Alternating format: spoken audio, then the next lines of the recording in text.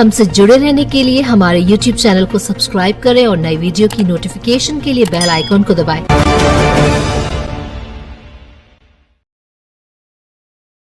शहीद राजकुमार यादव की प्रतिमा का अनावरण। आईजी सीआरपीएफ रहे मौजूद अयोध्या के रानोपाली स्थित आवास पर शहीद सीआरपीएफ जवान राजकुमार यादव की प्रतिमा का अनावरण किया गया। कार्यक्रम में सीआरपीएफ के आईजी अनिल कुमार मुख्य अतिथि के रूप में उपस्थित रहे। शहीद राजकुमार यादव 3 अप्रैल 2021 को नक्सलियों से मुठभेड़ के दौरान वीरगति को प्राप्त हुए थे। शुक्रवार को उनकी 5वीं पुण्यतिथि पर सीआरपीएफ जवानों व स्थानीय लोगों ने उन्हें भावभीनी श्रद्धांजलि अर्पित की। प्रतिमा पर पुष्प चढ़ाकर शहीद को नमन किया गया। वहीं आईजी अनिल कुमार ने कहा, यह क्षण बेहद भावुक है। शहीद राजकुमार यादव का बलिदान देश हमेशा याद रखेगा।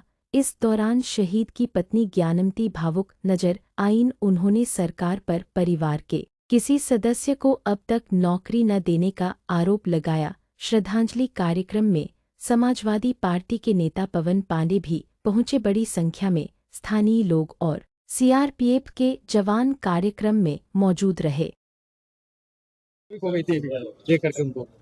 सर, इसके लिए हम लोग को बहुत बहुत धन्यवाद डीआईजी साहब को। सर, उन्होंने बहुत बड़ा सम्मान दिया। 5 साल बीत चुके हैं। हाँ सर, 5 साल बीत चुके हैं।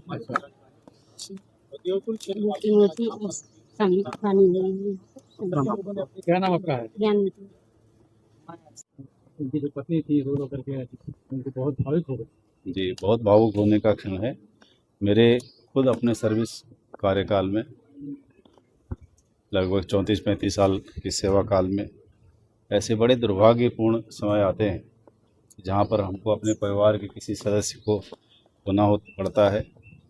कई बार लड़ाई के मैदान में हमारे साथ साथ मेरे बगल का ही जवान गोली लगने से जान दे दिया। कई बार उन शहीदों के शरीर को हमने कंधा दिया। कई बार उनके अंतिम संस्कार में हम लोग शामिल हुए। तो ये हमारे एक बहुत बड़े परिवार का, हमारे पूरे परिवार की बहुत बड़ी क्षति है। 2200 से ज़्यादा सीआरपीएफ के जवानों और अधिकारियों ने इस देश की एकता को बनाए रखने के लिए अपनी जान की आहुति दे दी। वो हमारे लिए तो भावुक करने का क्षण है ही साथ साथ, लेकिन हमारे लिए शक्ति भी प्रदान करता है हमारा ये बलिदान।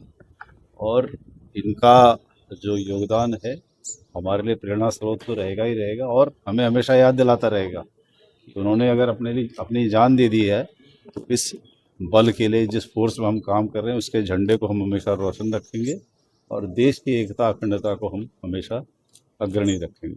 Thank you sir. आज का दिन हमारे लिए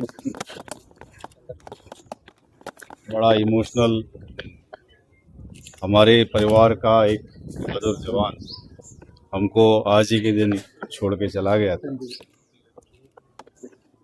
माननीय गृह मंत्री जी ने भी संसद में घोषणा की 31 मार्च 2026 को पूरा भारत नक्सल मुक्त हो गया है।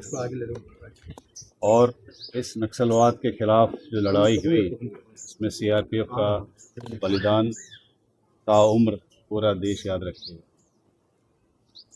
उन्होंने अपने प्राणों की आहुति दे दी, अपनी जान निछावर कर दिया, परिवार को अकेला छोड़ के चले गए। परिवार से ऊपर उन्होंने अपना देश का कर्तव्य समझा। तो आज का दिन एक तो उनकी शहादत को याद करने और उसको सम्मान देने का है, और साथ साथ उनकी शहादत ऐसे ही जाया न जाए, बर्बाद न जाए। हम अपने राष्ट्र में ऐसा कोई काम न करें जिससे कि जिस राष्ट्र को बनाने की कल्पना हमारे नेताओं ने, नेतृत्व ने की थी, उसी राह पर चले आगे। और उन्होंने तो अपना जीवन दे दिया, अपना सब कुछ त्याग दिया। हम भी अपने नागरिक कर्तव्यों से पीछे न हटें। ये दिन आज हमको ये बात याद दिलाता है। सर, आज 5 साल स्वर्गीय शहीद राजकुमार यादव जी की आज स्मारक का लोकार्पण हुआ है, मूर्ति का अनावरण हुआ है। हम इनके चरणों में अपनी सच्ची श्रद्धांजलि अर्पित करते हैं, इनकी शहादत को नमन और प्रणाम करते हैं।